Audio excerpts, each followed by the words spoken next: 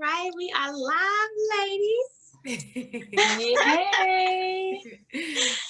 Yes. So first, I want to introduce Alicia because I'm so excited to get with Alicia. Me and Alicia were stationed together in Germany. Can I say the year? Yes. Like 2004. No, 2002 through 2004. Yeah. Somewhere in between there. And oh my goodness, like we have been just kicking it ever since. We travel buddies out there in the Air Force. We were both dental technicians and we traveled Europe together. And then once we left, we kept in contact. And she is just an amazing woman. We've been through a long journey of women and mothers and just going through different just life together, and just listening to Alicia, she's just so positive about life and about this journey that we're on. And we're always just so mentally conscious of where we want to go and where we want to be, and just making a decision to be better people, whatever that looks like. So I'm so excited to have you on, Alicia. Hey. Hey, Alicia. hey. And then, so this is Cole's first time meeting Alicia, and we just gonna jump right into it because it's lunchtime on a Monday, and I'm excited. So. Yeah, so please, as Tasha mentioned, this is my first time meeting you. She's mentioned you to me in the past, but tell me a little bit, or tell us, I should say, look, it's not just us three, but tell us about yourself, and on this Mama Crush Monday, some of the stuff that we'll be looking forward to hearing more about. I don't even know kind of where to begin. I'm such an eclectic person, I have a lot of different interests. I've taught in K-12. I've taught in higher education. As Tasha said, served in the Air Force, been overseas. At one point I moved every year for 10 years. Every single year, on the 10 years, I'm like, yo, what can I get an address? Can I just stay in one place and put roots down? And I just have so many different interests. I like to read, I like to write. I really like to write. And so that's one of the things too that Tasha and I really connect on, is being able to put our feelings into words that really capture the essence of what we're saying, and then convey that to our audience. It's such a powerful thing to be able to do that and have people sit and listen and kind of imagine what you're saying in picture form, right? And I don't even know.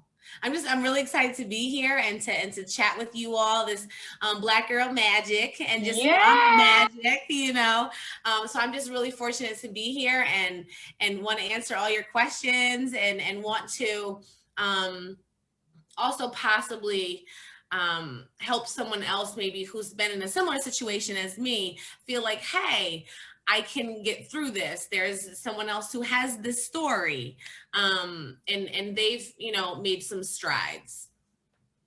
And that's exactly why we're here. Like you said, Black Girl Magic. I know we just ended for Black History Month, and we were just on a previous call that, one of the ladies we were talking with said that her HR person had never celebrated, or their company had never acknowledged or celebrated Black History Month. And I'm like, that's why these Mama Crush Mondays and Women Wednesdays are so important, because we as women or Black people in general are just not celebrated. And we're always brought up in the news, but it's either we done something bad, we killed somebody, or we have been killed, or we're saying another name, say his or her name. So that's why we are so adamant about highlighting and honoring, because we know as women, in my mind, I think women are the most powerful, most important creatures in the world, for reasons, that we all know. We do one thing that nobody else can do. We birth and give life. So great life, that's right. And that's one, to me, that's our superpower, right? So having these Mondays and highlighting women like you and other moms that are not only moms, but we're aunties, cousins, sisters, businesswomen, entrepreneurs. We have challenges. We're happy. We're sad. We're depressed. We're all these things. But at the end of the day, we are still mommy. So please, that's honestly what we, want to hear more about. So share with us. You know what? Look at me, Tasha. I always do that, don't I? Normally it's my friends and stuff that we've interviewed thus far, and I'm like, this is my friend. And look, now you're my friend too, girl. But I'm gonna let Tasha ask what she wants to know from you, because I know she knows more about you, of course, than I do, and she may be able to kind of pick and pry and get something out of you that I may not be able to. So let me be quiet. Girl, you know, we can share friends. We can have share friends. Okay. You can be my That's friend. right. You said that. You can't have the best part. We can share friends though. Okay, I'll take that. But what I really want to hear about, and Alicia, you choose whatever you want to share. So what we try to do also with Peace Bridge is just try to give women and mothers a community where they can come and find whatever that peace means to them. And sometimes that may be hearing somebody's story. It may be hearing, well, how did you overcome? Or how can I make it right now? So just one of your challenges in mommyhood, how you overcame that, and then talk about maybe like the struggles in it and what you did to come out of that.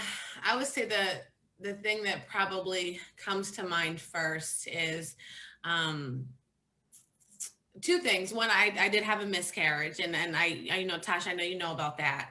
And so that was really like, wait, what? This happens? Like, this actually happens to people, and it happened to me, and like, what's wrong with me? What did I do? What didn't I do?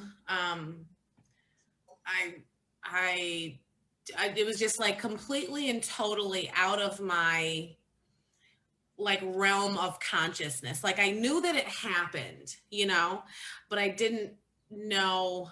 And the thing is that I know that it happens to people that I know. Like, I know about this happening in my family, but for it to happen to you, that's a really just devastating loss. And also not understanding, I was young, you know, not understanding that this is a thing that happens sometimes when your body understands that this is not a viable pregnancy. Mm-hmm. And that's not something that we're taught. That's not something that we're told. That's not something that is shared with us. And so, this is my body basically saying, like, this isn't going to work. And so to prevent this from not working and you going through 8.5 months, 9 months of carrying this child and knowing that the future is grim, we're going to do our job as our female body, which is so amazing.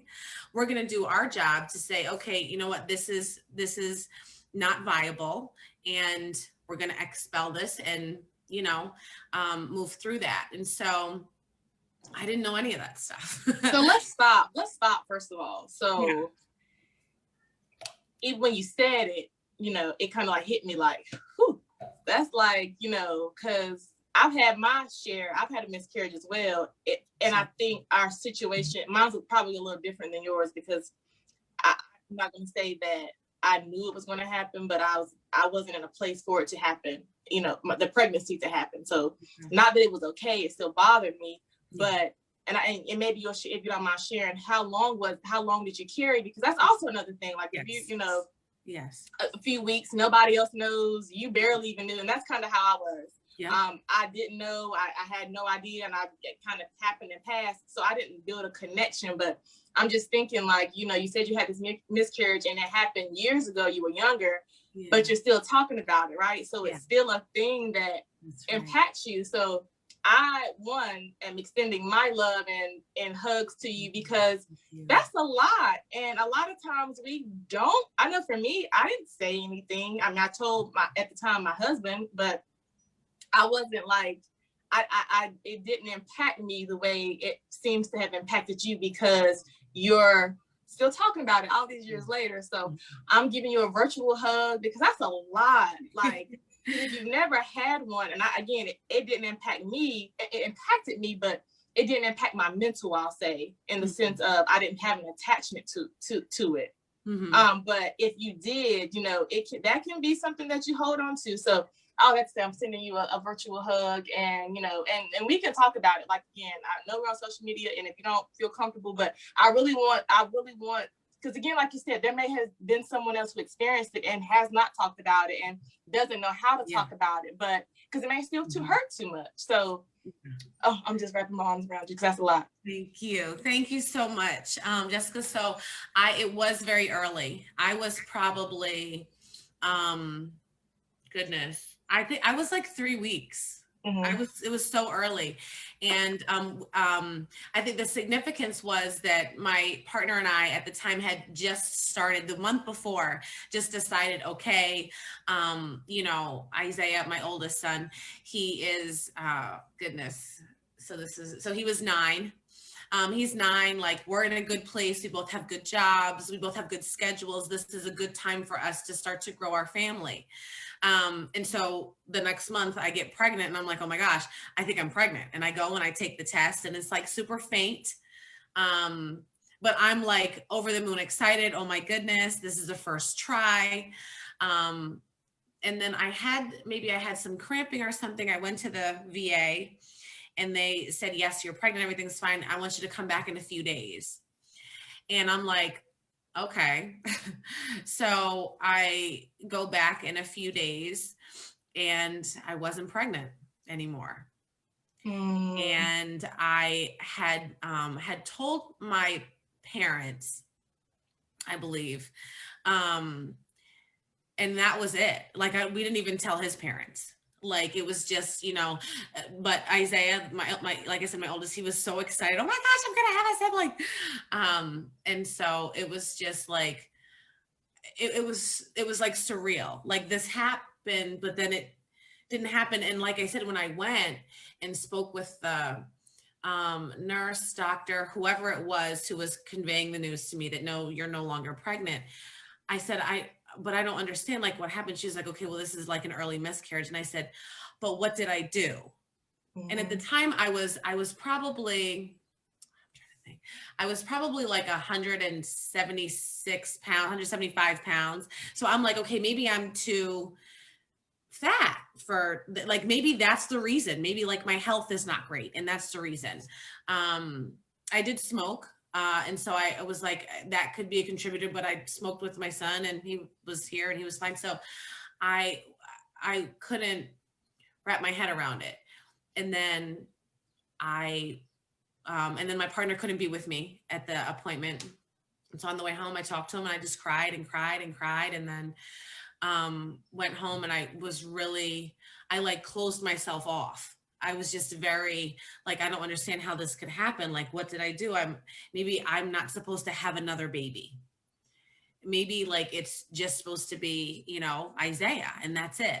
And that lasted probably like 2 weeks. And like my partner and I, like we talked a little bit, but I was just so heartbroken and so devastated that I couldn't even say anything. And I didn't know that he was going through the same thing to a degree. And I also didn't know to ask like, hey, how do you feel about this? Right.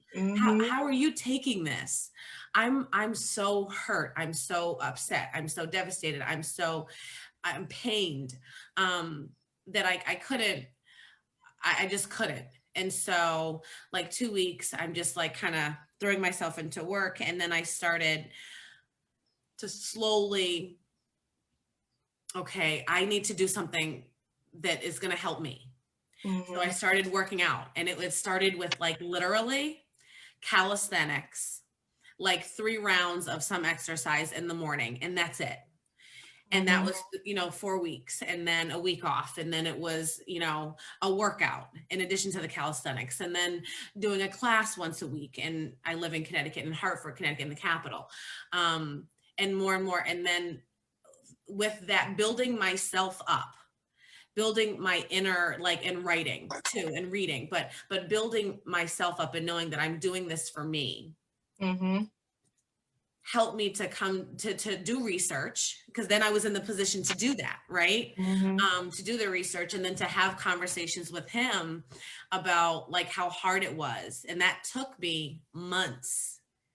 Like that was like a 3-4 month long process.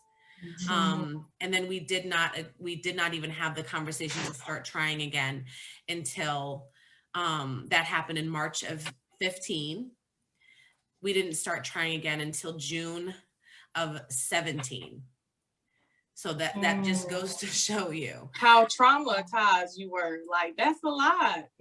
That's like, you know, being in a relationship that didn't work out, and then you're like, well, I just need to give myself time, so I don't want to have my heart broken again, and I don't have all these emotions and these feelings and get connected to something that may or may not happen for me. So exactly, I can only imagine. Exactly. And Alicia, I know that. Oh, go ahead.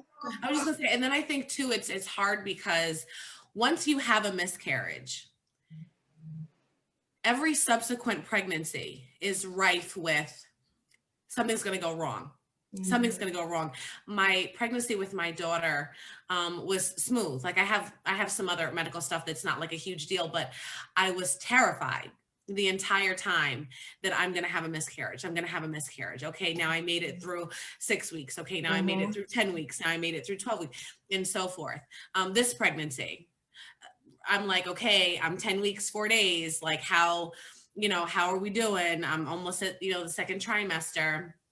So it does that to your brain too. And so you have to really stop and address it and say, no, I'm not in that space. And I'm, and just be so grateful for your blessings too. Yeah, and I was gonna say, for me, it was the physical. So just I don't think you even know. Alicia knows that I had one. I was about 9.5 weeks, and I went through the physical piece of it too. So when I went so back, did your body change? Like when you say physical, like you mean your body? You saw the body changes? Okay. Well, I mean, in that piece, but then with the actual passing, like the cramping. So I went on a Thursday. Everything was good. I went back on like the following Tuesday, and I mean, I knew it was going on. So they had the first doctor was in there, probably like a resident or something like that. And she was like, okay, well, let me go get the attending. So then they go get the attending, they're looking. And so at that point, I'm just like, something is going on, right? They're not finding something. And then they get the last doctor who's in the building that day, and he's the one who is just like, well, we don't see a heartbeat. And so I chose not to have them remove it. I was like, I just wanted to pass instead of going through a procedure. So when it hit, I delivered Micah, and the pain that I felt with the miscarriage was worse than delivering Micah. It was, I can't even explain the amount of pain that my body went through. I too asked, like, what did I do wrong? But then I was also under a lot of stress in that situation. And then for me, more stuff came with that because I had to seek forgiveness for the guy, because I felt like he wasn't there for me like I would have liked for him to. I was dealing with so much with that pregnancy, and I was like, man, should I have stressed myself out so much? Is it because I was worrying so much about that situation? All those thoughts go through your head. Like I went and worked out the week before, and I was like, did I work out too hard? Did I lift too heavy? And so it's definitely a process in going through that. So like the ambulance had to come get me. I was just like, it was a lot. So we do go through like the physical, the emotional, just where we are as women, just trying to deal with that during miscarriage. So. And you should not have to go through that alone like that. And let's not even talk about some of the sorry men that could put us through it alone, right? Because I mean, and I had somebody who was there. Not Jamal. I'm not. No, girl, fine. Yeah. Oh, yeah. Because we're here. I mean, it cut me off if I'm talking too much, but I just feel like this is why Peace Bridge is so important, right? Because to have that and other things like Peace Bridge, to have that community, there is no reason why if you're going through that and he's not available, that one of your girlfriends or your aunties or somebody who's been through it before, because we weren't the first, they're the only women who's had a miscarriage. There, and I'll also even say for us, it seemed like it was pretty early, 9 weeks.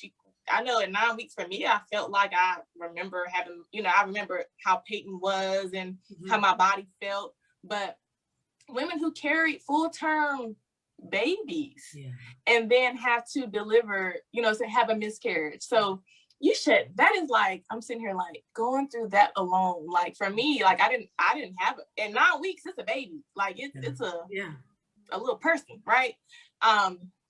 Mine was, like I said, I was really early and just, I think my what is it, HGC or your levels, like they were up, and then like the next time I did a test, they were down, and I didn't even have to have a procedure. Like I did have some discharge and stuff, but it wasn't painful. But I'm just thinking, what if it had been 9 weeks or 32 weeks? And then, it's just giving me the chills even thinking about it. But Alicia mentioned something too, because you said you didn't consider what he was going through, and that's what I was just gonna say. So I'm so fortunate. Jamal is my partner, Jessica, and he is he works at the YWCA as a men and boys advocate. Prior to that, he's been like a social worker for quite some time. So I'm so fortunate to be surrounded, and my son is he's just the best. You know, raised by women, raised by me, a single mom, you know, for 7 years, and understands, you know, the power that women hold, right? But I'm so fortunate to be surrounded by men and boys that that will have these conversations now. So it took Jamal, you know, some time, because that's not part of how they're socialized. Okay. And so that's key to bring up, because there are so many men and boys who want to have conversations, want to know about this, want to know about what it's like to be a woman, what it's like to go through this, what it's like to go through that. And they're not afforded those opportunities. There's not afforded those conversations. My son didn't have a choice, right? Isaiah didn't have a choice. Micah doesn't have a choice. I don't know about Peyton, but you know, our boy, they don't have a choice, right? We're going to have these conversations. We're going to talk about stuff that may be, you know, uncomfortable to the next person, but they're so a part of it that to them it's just like, that's just mama, that's mama, right? You know. But these conversations need to happen. Now I know that if I were to miscarry again, Jamal would be there.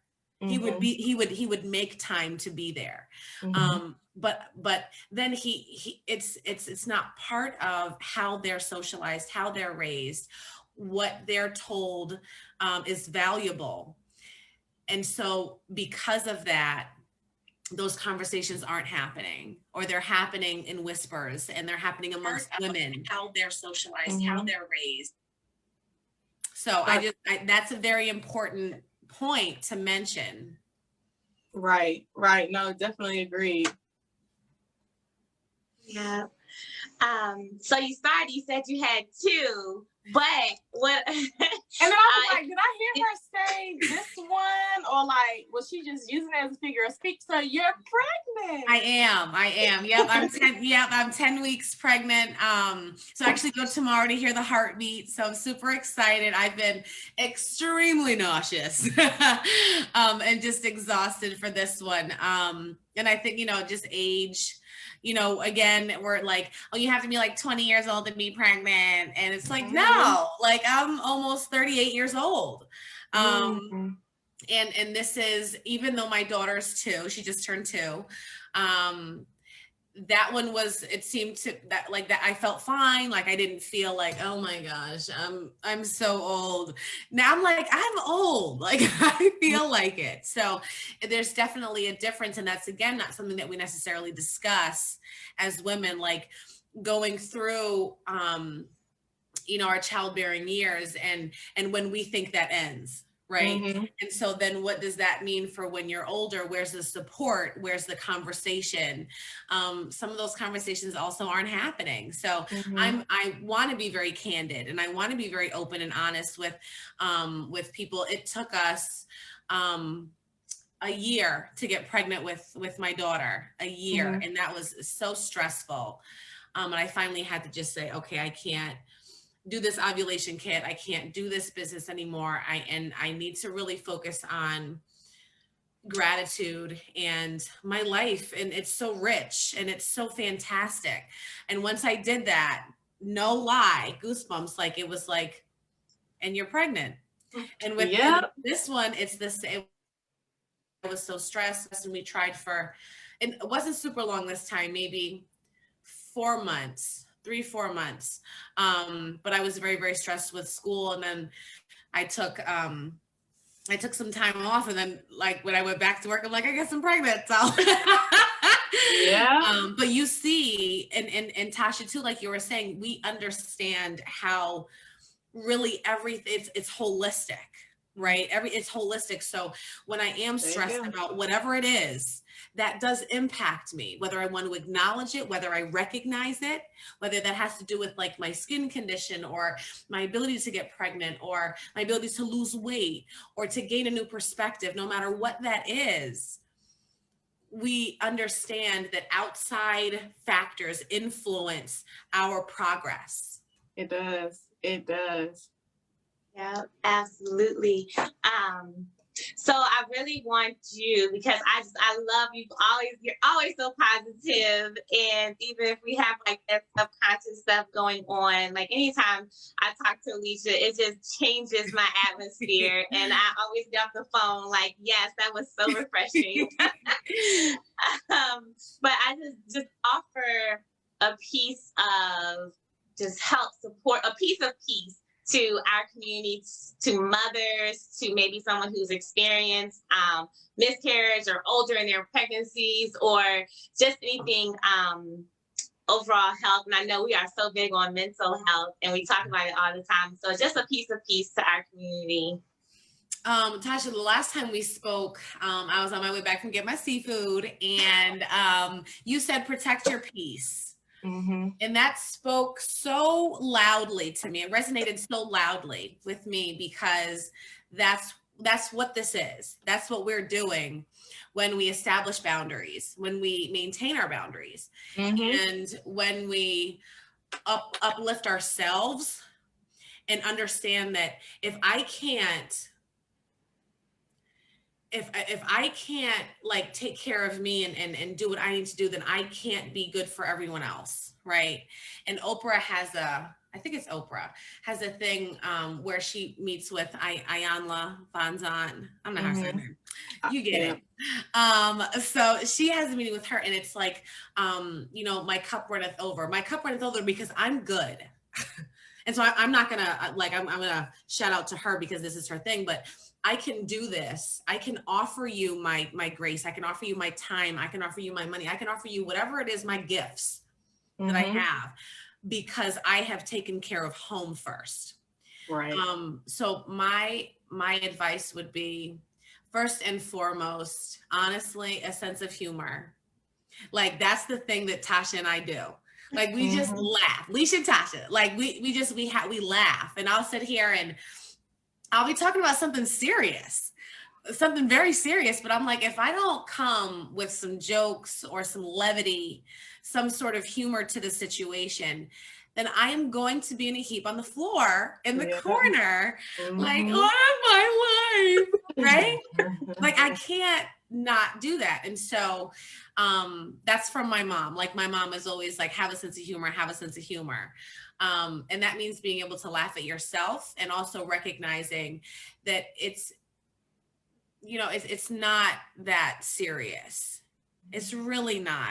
It's not. And you have to find those pieces.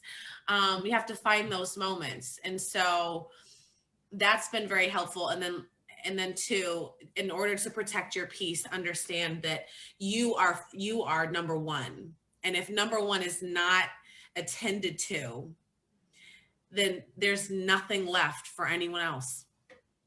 You can't pour from an empty cup. Go ahead, Tasha. No. I just said you can't pour from an empty cup. I was just about to say, I always say this. So another little organization or movement that I have with another one of my girlfriends is called Pour. And, it was built on the foundation of, as mothers, we are continually pouring our time, our energy, our money. We're emptying all day, emptying. And what I began to realize is that when you're so conscious of pouring into other people, eventually, like a glass of water, if you keep pouring and pouring and pouring, it's going to be empty. So you have to Tasha knows. Look, everybody knows me. I'm a mother. I love my child, but I get my me time. When I was working in the corporate world, my daughter knew. Hey, mommy. She would want to tell me, give me a hug. She'll say, well, can I tell you something after you have your me time? Because I would come home and I need ideally an hour, but a lot of times I had to settle for 30 minutes. But I needed my time to disconnect from what I've done at work to now be mommy at home. And sometimes I just needed 30 minutes to go in my bathroom, take a shower, and then I was able to give her more. Because if not, I was ill, I was short, I was exhausted, I was just mad, and it was just that's not fair to her. And more importantly, it wasn't fair to me because now I'm done. So I agree with you 100%. We have to put us first. Self-care is the most important care. I don't care what nobody say, because if mama's not good, she can't be good for her husband and the kids and the job and the church people and everybody else that depends on us. So I agree 100%. Absolutely. Definitely. Yeah. And, just being mindful, I think is important too, just being in that moment, because when we start worrying about, future and, we're not present for us and then for the people who meet us in that moment. So I think being mindful too is important with that self-care, because I know me, like thinking about the future, just trying to figure out how things will work out and not trusting God, it's just like, why am I doing that to myself? So just being present for Mike, and I'm being very mindful of that, just to start being present for him. And and the thing is that they notice that, right? So like, I think about how I was when Isaiah, so like all of Isaiah's life, pretty much I've been in school, I started going to school when he was in my stomach and then got my last master's degree when he was in 6th or 7th grade. And he's in 10th grade right now. So literally like all of his life, and was going to undergrad when he was in elementary school. So all of his life is like, mama's in school, mama has a project, mama has a paper, mama has this. And there was a period for about 3 years when I wasn't in school. And I was like, this is so amazing. This is so awesome that I can just be here with him. Be here with Jamal, just be here with me, and not have to ruminate. So too, like Tasha said, you do think about the future and how am I going to make this work? How is this going to kind of go over, but then also ruminating about the past and the choices that we've made to get where we are and the people that we've interacted with and all that kind of stuff. Right. And so we can say, okay, literally stop, Alicia. And right now, just watch this movie with your son. Right now, just sit outside and watch him play basketball. Right now, just sit here and watch your daughter bring all of the clothes out of her dresser and put them in your lap. But sometimes we have to like verbally, vocally say that. And there's nothing wrong with that either. That's not like, oh, I'm a bad parent, I'm a bad person. No, it's just a reminder like, hey, stop what you're doing and really focus on what you're doing. Right. Because the truth is, as mothers, and especially single mothers, because I'm going through this now, like I want to set myself up to where Micah doesn't have to struggle. I want him to have, to be in good places, a good home, a good school district, and so I feel like I have to grind, and I know that Micah doesn't know, and that he'll thank me later. But at the same time, just making sure that in that grind, like still, again, I'm trying to carve out some time that I can give to the one who I'm working for. Because if I just keep working, then I'm going to miss those times with him. Yeah. And that's something I do struggle with, because as a single mom, you always feel like you got to grind, and you always got to be, and like, again, when I was working in the corporate world, I get up at 6, I'm gone all day. I get home maybe 5:30, something to 6. So I'm gone for 12 hours. Yeah. And then when I come home, I'm tired, and, and she wants to play. She's the only child. She doesn't have siblings. And, so it's like, I do sometimes feel bad, because I'm like, I just want to go take a nap, or I just want to not think. I just want to turn off. I don't want to talk. I just want to let my lips just lay on each other, right? And she doesn't understand that. And what I have to continuously remind myself is that, you know, first of all, there's this thing called grace and mercy. Like, you got to have some grace on yourself, right? Like, you got to have grace to say, you know, I'm only human. I can only do so much. But then also now where I am, I wasn't here, I'll even say a year ago. I'll even say a few months ago, but I put this pressure on myself. I have to be all these things for all these people, right? But when you really think about it, you don't. Like, I don't have to entertain Peyton all the time. I don't have to do these things because, for one, she's good. I know you don't know your spiritual beliefs, but I truly believe that anything that I lack, God above, is going to fulfill that need. And even if I can't play tea party with Peyton right now, she's probably upset with me, but my prayer is that down the road, me turning down tea time one time, I can't turn it down every time, but she's not going to be like, my mom was the worst mom because she didn't play tea time with me, right? But also being mindful that I do need to take the time to create those moments with her, have those conversations with her, not let her feel ignored, and also help her understand mommy's human too. Like, I get upset, I get tired, I get my feelings hurt, and and I'm asking you to have a little grace and mercy on me too, like I do on you when your feelings are hurt or you're not in a good mood. But it's like a balancing act, and I'm glad we're having this conversation because I do feel bad sometimes, like, because I can't be the mom that in my head, I knew what I grew up like, and I'm like, I ain't really like that too much. But now I understand. My grandmother was always at work because she had to take care of us. So it was like, now I can look back and say, yeah, there were times that I wish she had spent more time with me, or I had spent more time with my mom, but I get it. And then I respect them even more. Like, I love my grandmother even more because I'm like, she could have, been home with me. We could have been struggling, didn't have no food, but she made that sacrifice. And it's just multi-dimensional of being a mother. Like, it's not just one right way to do it. And I'll even go this far to say different times. Like, Peyton needed a lot of my attention when she was a month old, 2 months old. Now she's 7. Like, she doesn't need me as much, right? I know she needs me, like, she needs me to be present and be there. But if I send her to her room for a couple hours, I can get that me time. I can do that. And that's the thing too, like, 2 things. One is that we're teaching our children how to be, right? And so that role modelship, that role model that's happening, that modeling that's happening, we're teaching them that they need their time for themselves. We're teaching them that that it's important to that there are different pieces of our lives, different aspects of our lives, and that we're like not necessarily different people in each one of those, but that's a part of life, and we are challenged by those different roles, whether it's playing tea time or playing with friends or going to school or having me time. Like, that's important to be able to distinguish those different pieces and honor them.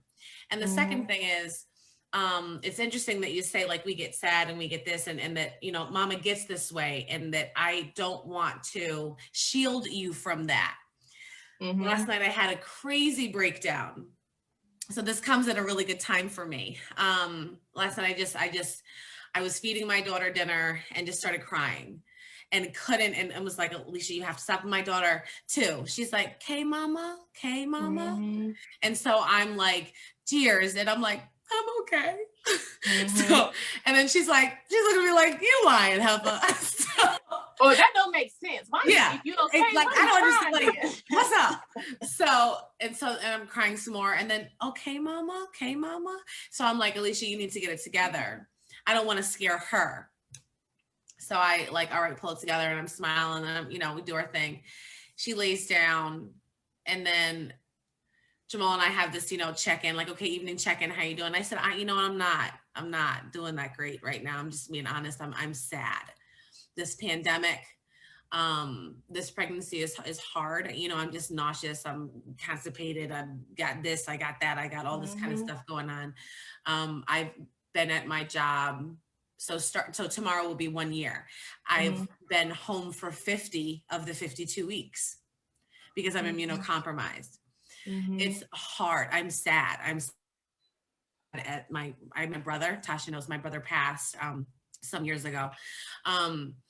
My sister and I aren't really super close. So I'm like, there's a lot. And my son comes downstairs and he's like, I don't like to see you upset. Like, what's going on? So I tell him, and I said, this isn't for you, but I know that you've heard stuff like this before because it was me and you for so long.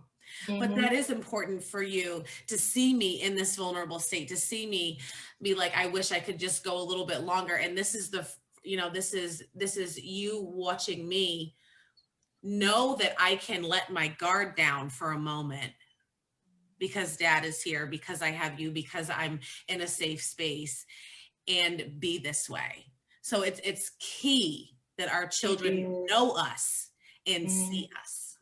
And I think about it too. I tell Michael all the time, like, we're a team, you know. And so what I equate that to is like a football team where they go into the training season, you know, and they bond. They do that bonding. They get to know each other, and then in the game, you know, like when he calms down, I'm like, all right, let's all get back in the game. But we really do, like, we have to have that relationship with our children to where they don't just see us as just this supernatural type person. Exactly. Then they can't trust us, you know? So I'll say this, I have a different opinion about that, because I feel that let children be children. Now, let me say this. Let me back up, because I am so happy that you said that, Alicia, because I do feel like one of the things I am indifferent about the strong Black woman thing, right? Like I am a strong Black woman. I am. But for so long, and I'm getting better at it, I still have issues with it, but I wasn't vulnerable with people. Like, and because I felt like the strong Black woman was the thing I had to be. And I think it's great if you're strong, but it's even better, it's even greater if you're able to be vulnerable. Being vulnerable is easier for Black women. I mean, it's harder for Black women than being strong, because strong comes innately. Vulnerable is a learned behavior for us, because we have been taught for so long we can't be vulnerable or be weak. But all that to say, you know, with the children thing, I was a kid, and I saw my mother and her struggles and the things that I feel like that I shouldn't have had to deal with at 3, 4, 5, 6, 7, 8, right? And it's like a happy balance. I am your protector. I am the person that you should be able to come to. You shouldn't have to, for me. I'm not saying this is wrong for anyone. This is for me. Yeah, no, I hear you. But Isaiah's 15. He's old. Isaiah's 15. He's older. Right, at 15, that's different. But at 5, 6, 7, like, I don't want Peyton to, like, let me say this. So I want her to know that I do allow her to see me cry sometime. But what I see is that when this is what I feel. When she sees me cry, it makes her feel like I have a lot going on in her head, but I don't want to put this burden on my mom, because I already know she has other stuff that she's dealing with. And I wasn't able to be a child. I was the man of my mom's team player, because it was just me and her. And then my sister came. I'm making bottles. I'm doing this, making sure we got food in the refrigerator. I'm doing all these things at 8, and I'm like, that I didn't have a kid, right? It did teach me responsibility, but I felt like it taught me too soon. Like, Peyton is not my team player. I am the coach, and I want her to be able to come to me and talk to me about things and feel comfortable. And but I don't want to go to her and frown on her shoulder. And I get what we're at 15, you know, he is at this point, he needs to be able to identify my mom is in this. How can I fill in the gap? How can I help? Well, no. So not fill in the gap. I just want him to understand, like, hey, I'm so I'm glad that you brought this up, because it's not like, it's not their burden, right? And like you, I heard a lot of stuff about my parents and my mom going through, and I'm like, I wish I could fix it. And and I'm like, yo, I'm 9, I'm 8, I'm 6. Like, no. Right. I just want to play and eat Skittles. Right. That's what I want to do. So I 100% agree with you. At the same time, there comes a point when our children our adolescents are emotionally mature enough to recognize mama's upset. Right. And they can understand from an intellectual and emotional standpoint, right, what's going on. And so for me to then shield him, that's now mama's lying. Now mama's not being honest. Right. So so I'm glad that we had this, because I want to be clear about what I'm saying. Isaiah's 15 years old. He's very emotionally mature. He's had his own challenges in life, but it was important for me to be me in front of him last night and show him this is why I'm upset. Because if I didn't, then it would also there would be like a little bit of a chasm between us, and that's not okay. No, I agree. Then he won't be able to come to me. Yeah, you said it. You said he was the word you used, emotionally mature, I think you said. And for me at 7, Peyton is not able to process. I can share with her, yes, our mommy's not having a good day. But I can't tell her. And I'm gonna give you an example, because I did. I went to work and I came home. I was upset, and I came home and she's like, "Mommy, what's wrong?" And I'm crying and I'm upset. And she's like, and I'm telling her, people at my job are mean to me, and and to this day, when I get upset, she'll say, "Mommy, are those people at work being mean to you? Because I'll come up there and I'll hurt them." Because she's protective of me. Like, she's like, they can't do that to you. And at 7, she can't process mommy. She knows that I'm having a bad day, and I will share that with her. But like, I can't be like, what's the word I'm looking for? Like full disclosure kind of thing. Thank you. That's exactly what it is. I can't go into the details of like how and why I feel this way, because sometimes it's simple as mommy's just not having a good day. You know how sometimes you just don't have a good day, and that's about as much as she gets from me, because I do see parents who make their child, like, because they don't shield them, or they have is whatever it is, they wear their emotions on their sleeves, their feelings, and the kids know about when we can't pay a bill, and the kid knows when we don't have, my bank account's low, or the kid knows, even when things are good, we have millions of dollars in the bank. We have all these resources and that kind of thing. And it's too much for kids. Like, I'm a firm believer in let a kid be a kid, because one day they're going to deal with all this stuff we're talking about. That's right. And as long as we can shield them without doing them a disservice, you're right. At 15, he is at a point where now he can process. You can explain to him, well, this is how I'm feeling, but it's nothing for you to do. Just know that I have to work through this and go through this, and I'll be okay. But I am a firm believer. I want Peyton to be a child as long as she can. And Tasha knows Peyton. She's 7, and when you talk to her, being around her, you'd be like, she ain't 7, she's 17. Like, her thought process, how she handles things, how she does things. And that bothers me. And I know that it's because she sees me be this strong Black woman, and she thinks this is how you're supposed to be. I think it's going to be beneficial for her when she gets older. But right now, I want her to act out of control and let her emotions go, so then we can talk about it. When you're upset, you don't just get to scream and yell and stomp around.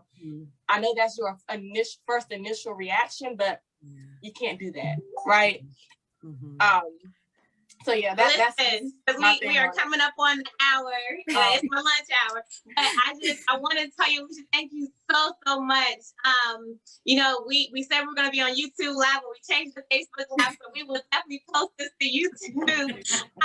But I definitely know that your story and our discussion here is going to help women and help women in our community. So thank you so much for coming on with us, Alicia. Thank you. You helped me. You have helped me today, because again, it gives us another perspective, another lens to look through. I know Tasha said you can't be my best friend, and that's up for debate, because she don't get to decide that, right? We can be friends. I'm sheltering her, first of all.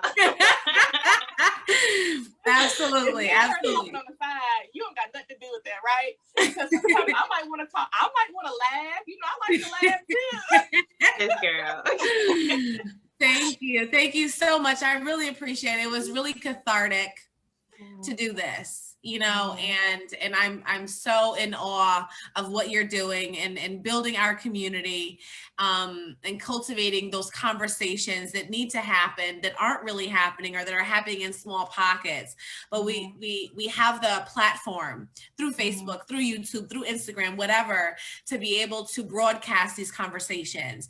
And so I'm so impressed and so proud to be a part of this, and to just know that this exists, and to, you know, and to have, you know, a legacy, right? To have your story be heard and considered. Like, that's something that no one can take from you. So thank you all so much. I really appreciate it, for letting me come on and tell my little story.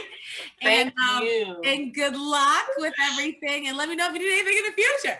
Oh, we will. So do you have, so I'm sorry, I didn't think I asked. So what do you do for a living? Or do you have a business? Or? Yeah, Tasha had a whole intro, and she didn't say it. I'm an academic advisor at University of St. Joseph. It's a small private school in West Hartford, Connecticut. So I've been doing that, academic advising for 2 years and change, or something like that. And I love my job. I love my students. This is my dream job. So when I first went to school, like I said, when Isaiah was in my belly, I was like, oh my gosh, I can help people like figure out why they want to go to school. Like, that's crazy. And got my bachelor's, and then got my first master's, thinking that I was going to advise student athletes. Didn't happen. Wasn't in the CAD. But I was able to teach. And teaching alternative education, teaching marginalized populations, high school students, really helped me to understand, like, from student development theory, where they are when they get to college. Like, and that's key. Like, what have they come up against? I didn't think about that. I was older. I went to college when my son was 4. I graduated when my son was 5. So I was coming at it from a very different perspective as a single mom. Like, look, this is it. This is all I got.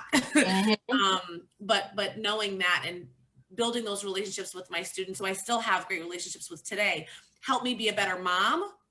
And then being a mom helped me be a better educator. And then all of those experiences really then led to me getting my second master's degree and being afforded the opportunity to be an academic advisor.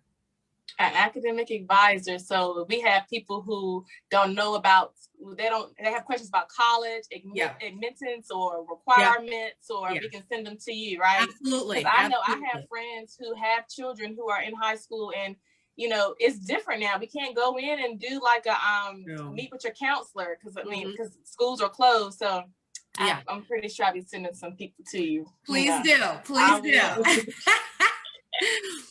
All right, Alicia, love you, girl. Love you. Thank you. All right, take care. Bye-bye.